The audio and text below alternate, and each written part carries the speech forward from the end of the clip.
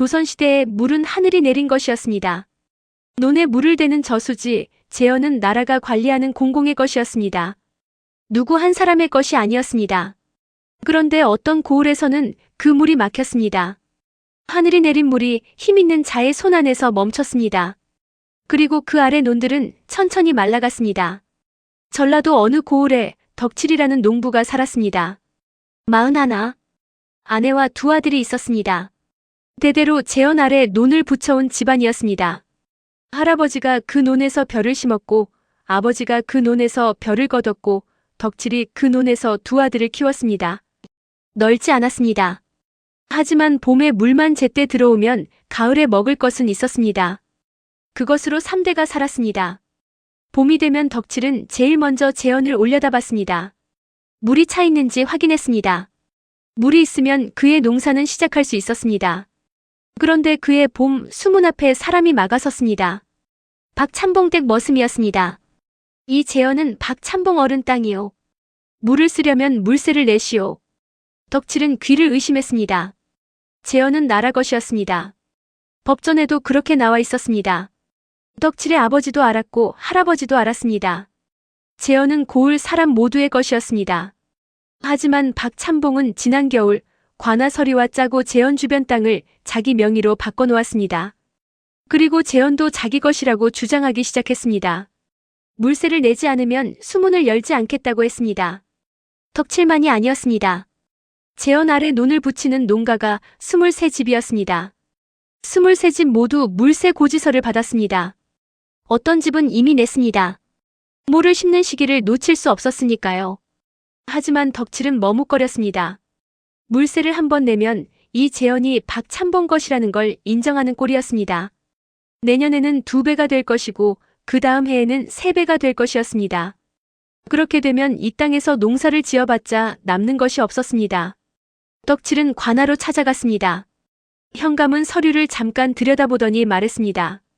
박찬봉 명의로 된 토지 문서가 있소. 법적으로 문제 없소. 덕칠은 마당을 나서다 멈췄습니다. 날이.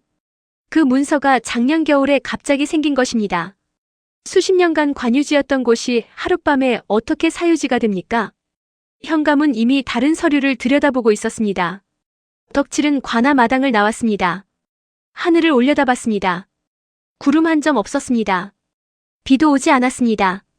논은 말라가고 있었습니다. 모를 심는 시기가 열흘 남았습니다. 덕칠은 매일 아침 논으로 나갔습니다. 갈라지는 논바닥을 봤습니다. 손으로 흙을 쥐었습니다. 바스러졌습니다. 이웃집 봉수가 결국 물세를 냈습니다. 그 집 논에는 물이 들어왔습니다.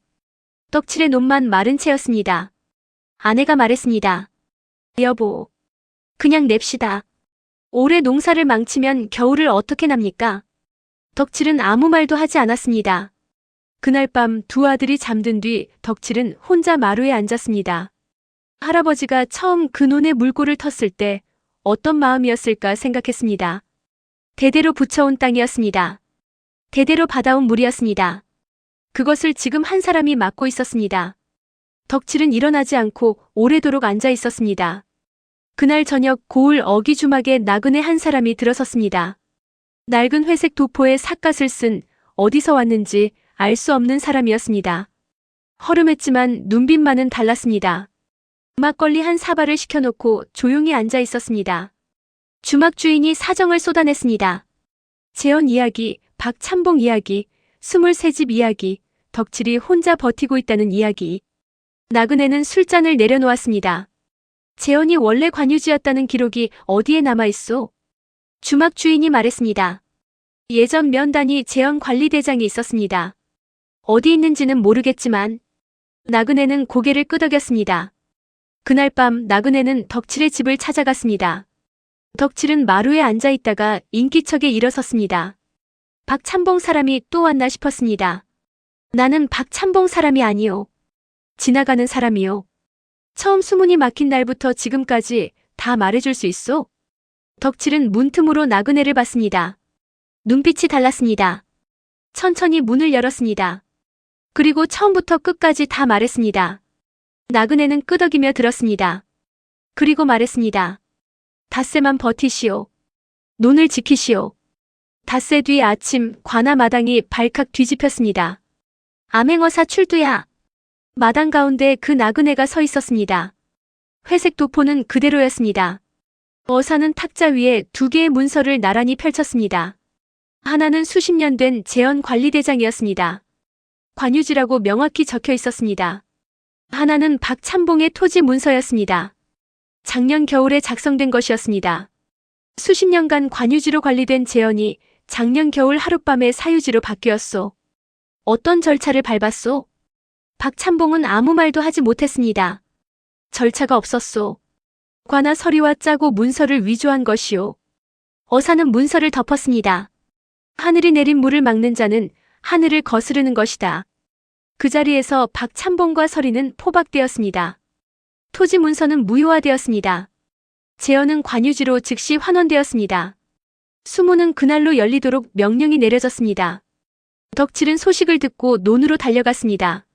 수문에서 물이 흘러내려왔습니다. 말라 갈라진 논바닥으로 천천히 물이 번졌습니다.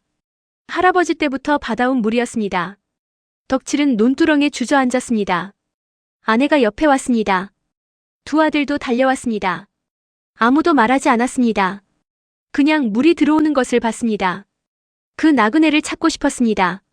무릎이라도 꿇고 싶었습니다. 하지만 재헌 위 둑길에 회색 도포 자락이 멀어져 가고 있었습니다. 삿갓을 쓴 뒷모습. 재헌 물을 옆에 두고 그냥 다음 길을 가는 사람이었습니다. 덕칠은 소리치려다 멈췄습니다. 그냥 바라봤습니다. 그 뒷모습이 둑길 너머로 사라질 때까지. 그날 저녁 덕칠은 두 아들과 함께 논에 모를 심었습니다. 해가 지도록 심었습니다. 아버지가 심었던 자리에 아들이 함께 심었습니다. 구독과 좋아요 부탁드립니다.